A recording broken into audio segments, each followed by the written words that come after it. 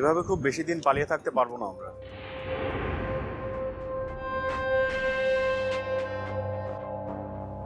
কি ভাবছিস? ভেবে কিছু আর পাওয়া যাবে না, সব রাস্তা বন্ধ হয়ে গেছে। চুপ করবে একটু? আমি এখন ভাবছি, আমাকে ভাবতে দে। বললাম তো ভেবে কোনো কাজ হবে না। তুই ভাবলে আসলেই কাজ হবে না, ভাবতে আমাকেই হবে। আমি ভাবলেই কাজ হবে। এতক্ষণ ধরে তো ভাবলি, ভেবে কিছু পেলি? পেলাম। কি পেলি? স্টেট ছাড়তে হবে, যে করে হোক এই স্টেটটা আমাদের ছাড়তে হবে। কি? ভেগাস যেতে হবে। ভেগাস মানে? Las Vegas? হ্যাঁ। এত দূর যাবে কিভাবে? যেভাবেই হোক যেতে তো হবেই। এয়ারপোর্টে ঢুকতে গেলেই তো ধরা খাবো। আকাশ পথে যেতে না পারলেও স্থলপথে যেতে হবে। কি? তুই কি পাগল হয়েছিস? এত দূর? যত দূরই হোক, যত সময় লাগুক, আমাদের যেতেই হবে। আর ডলার লাগবে না? সেটার কি হবে? সেটাই ভাবছি, ডলারটা কিভাবে ব্যবস্থা করবো। কোনো উপায় নেই, আমার সব রাস্তা বন্ধ। রাস্তা বন্ধ হয়ে গেলে সবসময় দুটো উপায় থাকে। এক, রাস্তা বদলাতে হয়। দুই, পথে যে বাধা আছে সেটা ভেঙে ফেলতে হয়। কোনোটাই আমার পক্ষে সম্ভব না। আমি জানি এসব তোর পক্ষে সম্ভব না, আমি আসলে আমার কথা বলছি।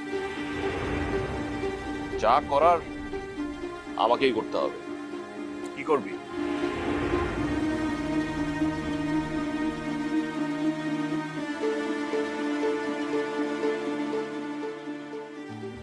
ওরা ওখানে দাঁড়িয়ে এত কি কথা বলে?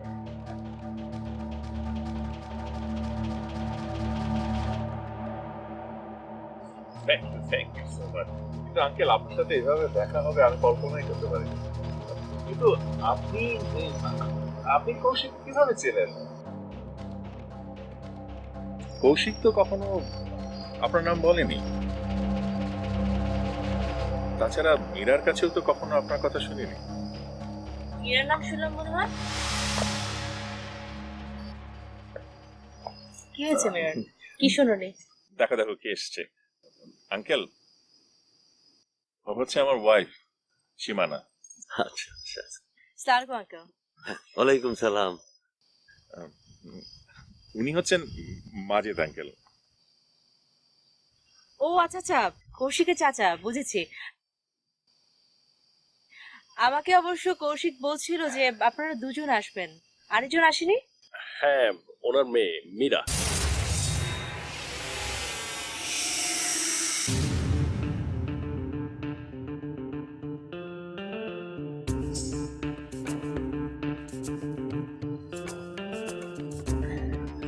আমি তো তোমাকে বলতেই চাচ্ছিলাম, মাজেদ আঙ্কেল মীরার বাবা। ও তাই নাকি?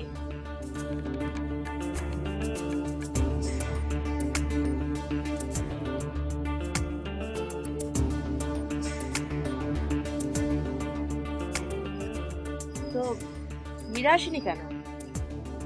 হ্যাঁ, ওর আসার কথা ছিল কিন্তু আসতে পারলো না। ওই জামাই বাবাজি আজকে ফিরবে তো, তাই।